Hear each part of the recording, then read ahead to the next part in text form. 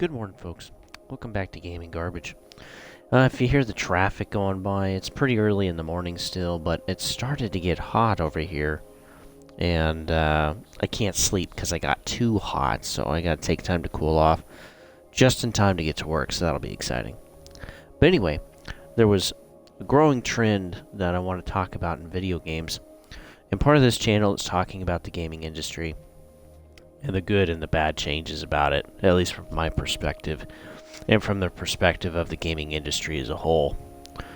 And, let's see, let me check one thing here.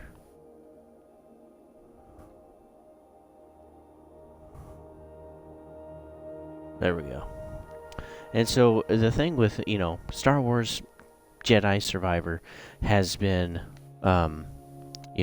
a fun franchise so far. A lot of us enjoyed the Fallen Order and the storytelling and kind of the parkas, and ponchos.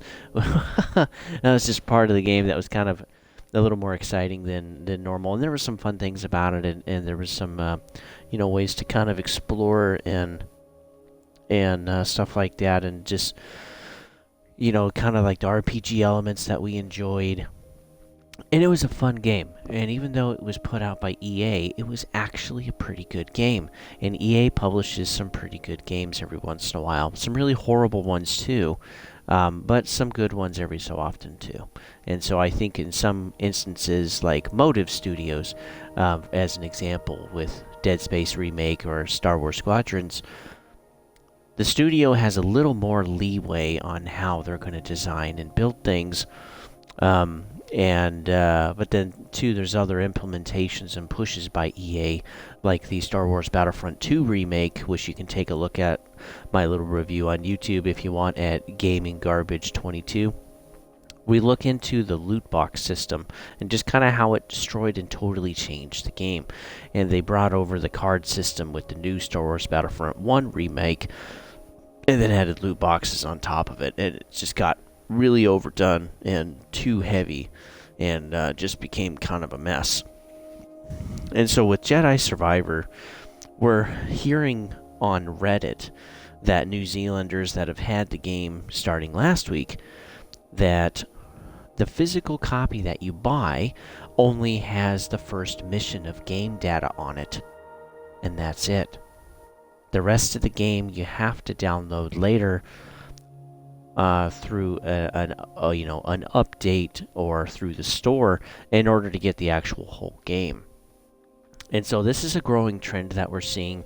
I mean, we've seen this in Halo Infinite, we've seen this in Modern Warfare 2 Remake, Hogwarts Legacy, and this is really kind of starting to become a problem. And the reason I say it that way is that it's a problem is because we don't necessarily have kind of an accountability of ethics, because when someone buys a physical disc, they're usually wanting it, like myself and some others that I've chatted with, they usually want to own the game data themselves. They don't want to have to work through the store or have to have it constantly be online, which some have to anyway. But yeah, this is a growing concern when we see more and more and more games like this. And so, looking at the publishers that have been doing this, just with the examples that I shared, we also have Warner Brothers that's been doing this, and then Bungie, and then Activision. So these are big characters in the game, and then of course EA with Jedi Survivor. And so yeah, this is a growing trend that's concerning, and I really am glad that a few small gaming news stations kind of picked up on this, like Tech Spot or The Gamer, really trying to bring this to light. Excuse me, because yeah, this trend is just going to become more common. We know there's been this push to kind of get rid of physical discs. And there's probably a number of reasons for that, so I'll list a few. One, you get rid of some physical piece of hardware and make a streamlined version of the console. So it makes it cheaper for the consumer ultimately, and it also makes so it's at a lower price point for more people to buy, which is more sales for the console companies. And then it also is cheaper for the console companies because they don't have to add that hard drive. And so not having a physical, disk drive is kind of nice in some ways. And a lot of games, let's face it, a lot of games at this point are digital anyway. A lot of the indie ones, a lot of like smaller studios like Triple B or B Studio or A Studios kind of have games that they put out that are small enough to fit on a disc, but they don't go through the work of putting it on a Blu-ray. Another problem is that some of these games, like some of the really big AAA titles like Modern Warfare 2, you can't fit the whole game on a disc. Like you'd have to put in multiple discs, which is more cost for the developers, the publishers, and yeah, that kind of becomes a problem when you have to add more cost. Because again, folks, we always know that the main focus of a company, especially the big ones, are to maintain the highest profit margin they can. Most profit for the least amount of work and cost. And so yeah, a disc is partly in the way of that increased profit margin. And something too we have in our culture, especially economically, is that companies don't have to just maintain their growth. They have to actually grow every year. And so think of that. If you have to grow 2% every year to quote unquote keep up with inflation, that's difficult. I mean, and then to actually make a real profit, you got to be above 2%. And then with times like today, where inflation is still 5% or more, depending on what country you're in, it's really difficult to compete and try to keep up and withstand those influxes in the economy. And so companies, doesn't matter if it's the gaming space or somewhere else, they're all trying to figure out ways to save money, and everyone that is self-employed is trying to figure out how to provide products and services that are going to get bites so they can continue to get cash flow into their business so they can make a living. And so this is kind of somewhat difficult time right now, and it all started since COVID pretty much. So those supply shocks, the issues with transportation and things, the issues with workers and paying people to be home because they were sick. There was some abuses in the system there, and then too there was, $5.5–6 trillion in just stimulus money, and then when you add other programs and extensions of social programs and stuff, we're talking $10–11 trillion in the economy and in the banking system. So stuff really just kind of blew up, and the inflation got to 9%, or even in some places 15% in the world, and that's why. And so yeah, trying to cut cost is important for companies. Another reason is why these companies are maybe trying to push to get rid of the disc is because they want you to buy it online through their store so they make more of a profit. So if you're actually Sony and you're procuring and producing these games and publishing these games, you actually make more profit net, again, profit margins, by selling it directly through your store digitally. Again, you don't have to worry about the disc, and you don't have to worry about any third-party sales. Like having to pay a share to GameStop or something like that. You just get more of that profit. They're also able to data harvest about their consumer base and how people are receptive to the game and to the sales and other aspects or features of a game or even a product. And so they're able to gather that data and figure out what works best for customers to, again, increase that profit margin. Man, I worked in a couple of industries, and it's always about profit margin all the flippin' time. It's just insane. Like, the consumer as an individual doesn't matter. It's all about what the consumers can pay for. And this is why we see storefronts. This is why we see like battle passes, which I don't even call it a battle pass anymore. It's not like, or a season pass. It's not even DLC anymore, in my opinion. It's just a bunch of trash, like in Halo Infinite, when you can now buy colors. Are you kidding me? Or you can buy, like on Counter-Strike Go, you can buy quote rare digital items or cosmetics or guns. It's the same gun. Let's be clear on that, folks. But it's cosmetically different, for like tens of thousands of dollars, or like Diablo Immortal. I mean, yeah, it's just getting stupid. It really is. Or even like FIFA, with their loot box system. Anyway, I'm not going to get into that because that's a whole new rabbit hole. Another reason is because if they can get you to do it digitally and get you off the disc, they have greater access to pitch future sales to you. So you've seen that with, like, if you've played any of the newer, like, Call of Duties, where they're like over the last 5 years, right, where they're pushing you like the message of the day, telling you that there's this new feature or whatever, or this new thing, or there's a new season pass out or whatever. They're able to push future products and services, and they do get some sales from those.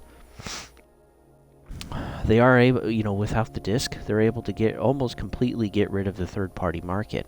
So they're able to get rid of stores like GameStop pretty much, and they're able to get rid of resale.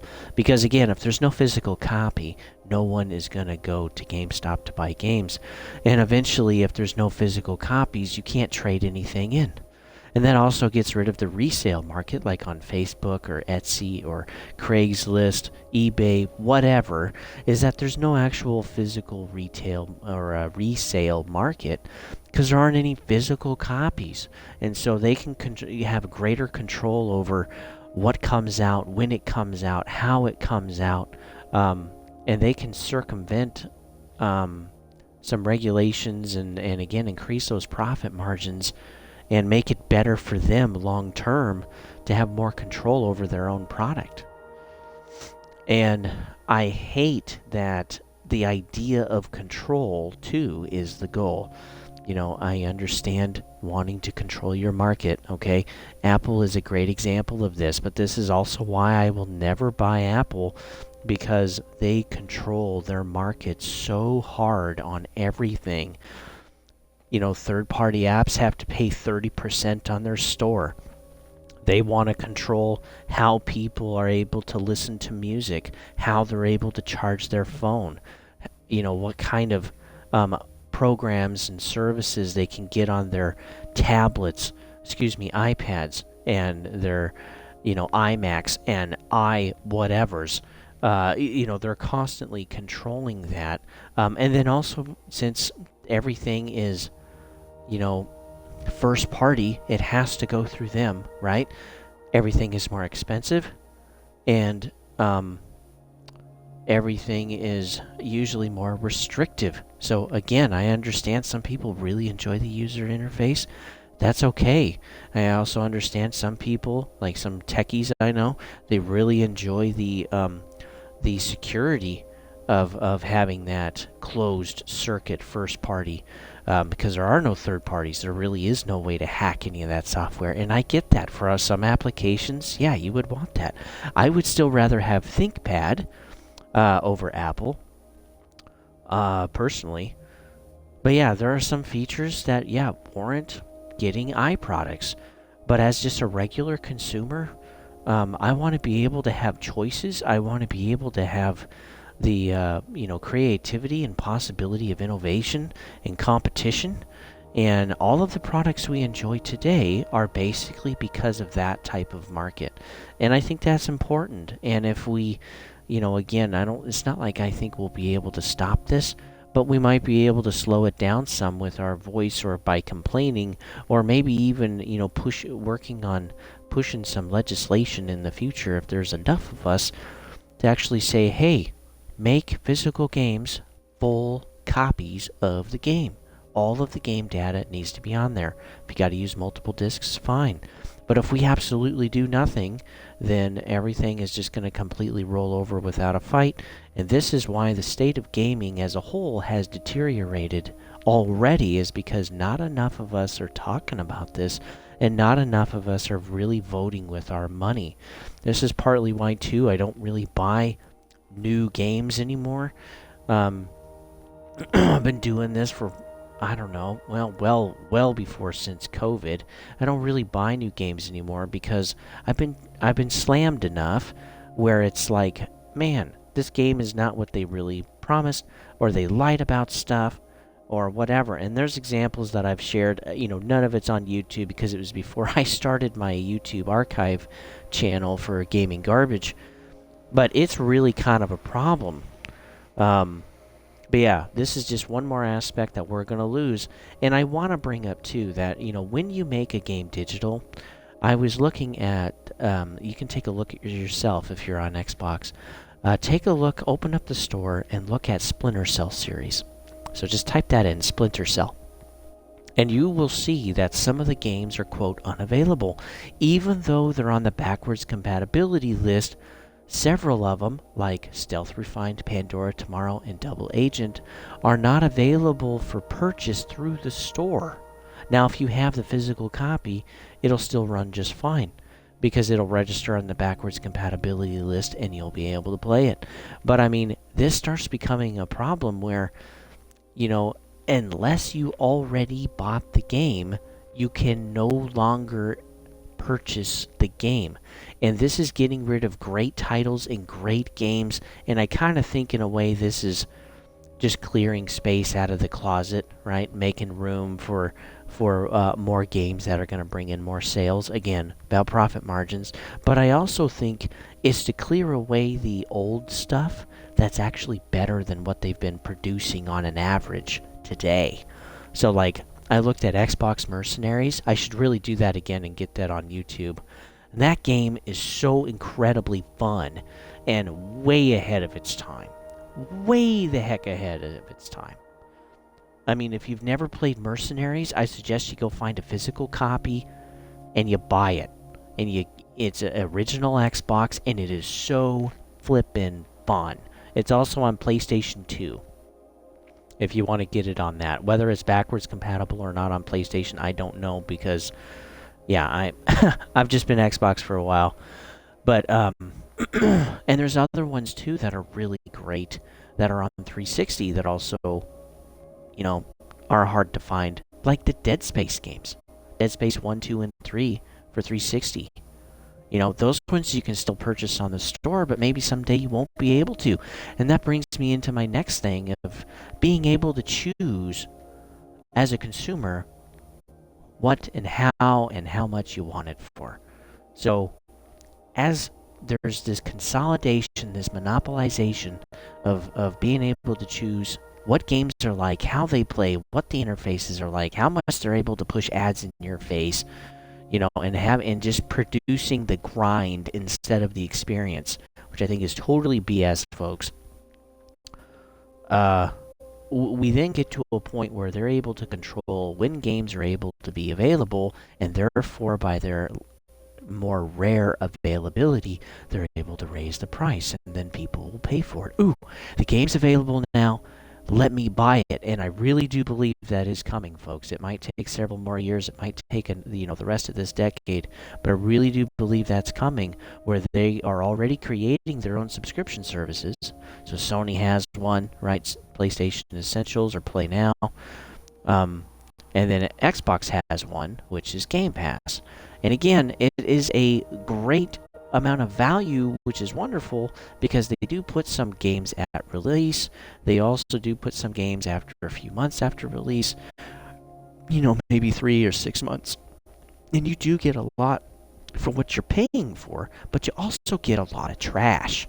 And so I want to remind folks, like, whether you have Prime or Apple or HBO or Netflix or Hulu or Disney Plus or whatever the frick, we all know that all of those subscription services is that they start out pretty good, right, to get people in, and then as you've been buying and purchasing and you're on an automatic payment plan, you kind of slowly start to see the overall quality of the entire subscription service go down, where there's just more and more stuff you don't want to engage with because it's not interesting, or it's cheap, or again, it's just kind of whatever.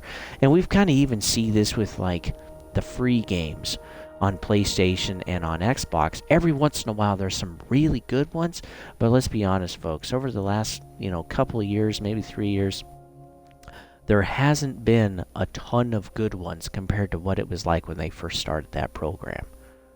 Like, 10-ish years ago. Hey, you get a free game or two. It used to be 3. Do you remember that? Lately, the last 2 years, it's been 2 games. And that was one of the selling points I remember for Xbox over Sony, was because, hey, you're actually able to get 3 games on Xbox for free with Xbox Live. And with Sony, you only got 2, and now it's 2 and 2, so it really doesn't matter. And then to the example of Xbox Live, it used to be an option, and now it's pretty much permanent, because every main title out there either requires it, or in every single multiplayer aspect also requires it too. But we also get to enjoy the protective anti-cheat type of stuff like Ricochet, or we're able to enjoy some admins that kind of regulate the community a little bit, but that's also kind of gone the other way. And so these subscription services, folks, they degrade in value because they know they can get away with it, because they still have titles that are coming out, like Redfall's going to be on Game Pass, or what's another one? There's some other ones too. I'd have to look it up. I think Master Chief Collection is on there now. But then they also decide what gets to be taken away.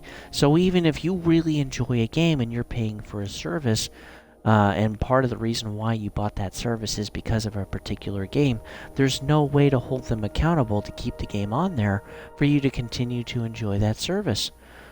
And so, it is some work. Usually, it's really hard to unsubscribe to some stuff most of the time. And so then you got to, unsubscribe because it's not worth the money anymore, because the value goes down. And again, we know this, folks. We know this. But this is going to become the future of gaming, with how we're going to interact with buying video games. Is we're going to buy this service, and it's going to be heavily regulated, and our ability to choose is going to be taken away. So if choice is important for you, keep buying individual games. Keep buying the physical copies where the whole game is on there, like Elden Ring. Elden Ring is what it is. Hundreds of hours of content for just about anybody. And look at how freaking beautiful, amazing the game is, the multiplayer aspects of it. It is unbelievable. It is unbelievable. And some updates or some patches to add, like the arena or the coming DLC. That's how things used to be, right? A game produced in its entirety on a disc, all of the files right there with multiplayer in different aspects, and it's a wonderful game. The quality is produced for the individual customer, not for the profit margin. And they made so much money, it blew up way beyond what they thought. Then we got other games like Anthem is a great sore spot for me, or No Man's Sky when it first launched. Or a more recent one is like Tiny Tina's Wonderland. These had the potential to be great games, but they just weren't designed well. Again, there were sometimes internal conflicts in the company, and there were other issues where the focus of the game was not toward the customer, it was related to the studio. So like their season pass for Tiny Tina's is an absolute effing joke. Effing joke, folks. It's a total joke. I can't even believe they call it DLC. So the fact that it even has like 1.5 or 2 stars is insulting. And that is not the content that we want. We don't want content like Star Wars Battlefront 2 Remake with the loot box system, okay? We don't want the new Suicide Squad now coming out in 2024 that's going to have, where all of the main characters you can play basically all use the same weapons and kind of hopscotch around and shoot purple pimples. Okay, that's not the quality that we want. We want quality like Final Fantasies, like Kingdom Hearts, like what it used to be, right? Metal Gear Solid, the Resident Evil remake, the Dead Space remake. Most aspects of Modern Warfare 2, in my opinion, are pretty good. It's one of the better Call of Duties I think they've made, but Cold War is still probably my newest favorite. But we also don't want ones like Anthem or like Call of Duty Vanguard or Battlefield 2042. Like, we do not want these flippin' games, folks. And it is time, this is my call to action. It's time to vote with your money. So, please, the more of us do this, the better it's going to be. Don't buy new games unless you know you really want it, right? Wait for the reviews. Don't buy the crap. Don't buy the season pass and grind your color for your gun so you can wave your gold D around and be like, hey, I'm a D, I'm a D. Nobody cares. Nobody flipping cares. It is destroying the industry, folks. And then don't get the DLC like what Tiny Tina's is. Again, wait for reviews. And then vote with your money. And like Dead Space Remake for $40, I think it's great. Is it worth $70? No. It's okay to wait, folks. It's okay to wait. So let's see, was there anything else? Oh yeah, there's some other ones too, of other games that also aren't available, but are available, you know, if you have them physical copies, which is like Ace Combat 6 Fires of Liberation, and Lego Lord of the Rings. So that Lego Lord of the Rings, though, is like a issue with, I think it's Warner Brothers. So there's a legal issue there, so that's why the game was taken off, because it was using like the real voice actors or the real dialogue audio from the movies, which was illegal. Like they couldn't do that. They did that without permission. But yeah, Lego Lord of the Rings is one of the coolest because it's it's like Elden Ring. It's all one continuous world. And if you can find a copy, I'm sure you're going to pay through the nose for it, but it's pretty awesome. Let's see. Oh yeah, something else that was done was requiring the online connection. I think this is part of this too.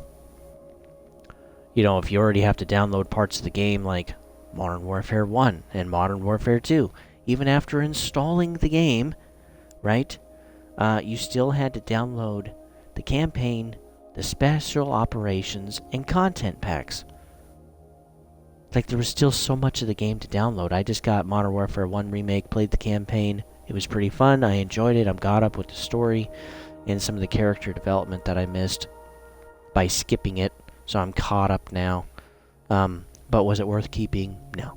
It's basically a shell of a game. And this, too, I think is a worrying concern. Is that, you know, the game by itself is no longer a standing entity in the gaming space. It has to be coupled with something else in order to become and stay relevant. And that's not what I want.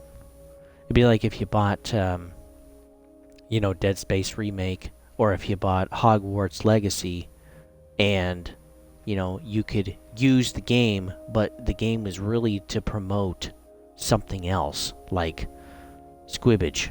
I'm sure I'm saying that wrong. But for you Harry Potter fans, you know what I'm saying. It's like if that was the main push and focus of why to make Hogwarts Legacy. Like, that would be disgusting. But instead, Hogwarts Legacy is one of the best-selling games this year because it's able to stand on its own 2 feet. They produced a lot of, you know, stuff for the fanboys and just creating good content, being able to make a world of Hogwarts, right? Being able to produce a lot of the characters and some of the exploration and combat, and being able to screw around with different spells, you know, because there's 30 plus. And, you know, it's a fun game. Like, they built it well. But what we don't want is we don't want these games to become secondary factors to the greater picture. We want the games to be good enough on their own. Otherwise, why pay the full price? Why not just wait for it to be $30 or $20 or even less than that? And how games are, the quality of games I can really see is going down. Because if a game is already cut by 20% in a couple of months, like Need for Speed Unbound, that's really not good. That's really not good. And like, I want quality to come back. That's part of the reason for this channel. And part of the reason, too, why I'm telling you guys about Jedi Survivor. Jedi Survivor, is probably a good game in its entirety, but if you want a physical copy so you can own the data or possess the data, don't buy it because it's just got the first mission on there. And then the rest of the game you have to download later. And they get you through the, quote, day one patch kind of BS. You wonder why it's so big? That's why it's so big. And so, yeah, folks in New Zealand are talking about this on Reddit. And just a couple days ago, news companies started kind of bringing this to light a little bit, which is how I found out about it yesterday. So anyway, that's all I had to chat about, folks. Now remember, don't tread on thee on Twitch. YouTube is at Gaming Garbage 22. I got one more chapter of Dead Space, and the full playlist will be finished. And then I'm going to start Atomic Heart campaign after that. We're going to go through that. And then my buddy and I, we're still going to continue to do Dark Realm for Dark Souls 1. And we'll probably finish Dark Souls 1 sometime later this year. But we're really kind of try to hit it once a week at least. And then produce that on the channel for you. So anyway, I hope you guys are doing well. Hang in there. You're on the downward slope for your week. It's Thursday. And I hope you all have a great day.